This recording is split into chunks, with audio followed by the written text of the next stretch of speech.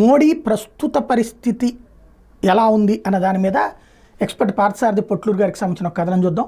Iran 1951, Bharat 2024 కొద్దిపాటి మార్పులతో ఒకే విధంగా పోలికలు ఉన్నాయి. ఇరాన్ 1951కి భారత్ 2024కి సంబంధం ఏంటనుకుంటున్నారా? Mohammad Mossadegh Narendra Modi. ఇరానియన్లు అమెరికాని ల్యాండ్ ఆఫ్ డెవిల్స్ అని ఎందుకు పిలుస్తారో తెలుసా? 1951లో మొహమ్మద్ మొసాదెక్ ఇరాన్ ప్రధానమంత్రి అయ్యాడు. మొహమ్మద్ మొసాదెక్ ప్రధాని అయ్యే నాటికి ఇరాన్లోని ఆయిల్ నిక్షేపాల మీద బ్రిటిష్ ఆయిల్ కంపెనీల పట్టుండేది. ఇరాన్లో ఉత్పత్తి అయ్యేటటువంటి క్రూడ్ ఆయిల్లో 84% బ్రిటన్కి వెళ్ళేది, కేవలం 14% ఇరాన్ వాడుకునేది.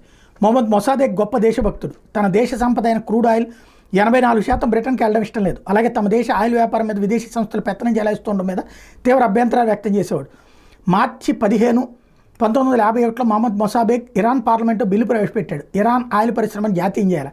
బిల్లు అత్యధిక మెజార్టీతో ఆమోదం పొంది అది చట్టమైంది. అప్పటి నుండి మొత్తం ఆయిల్ పరిశ్రమలన్నీ ప్రభుత్వ ఆధీనంలోకి వెళ్ళాయి. ఇరాన్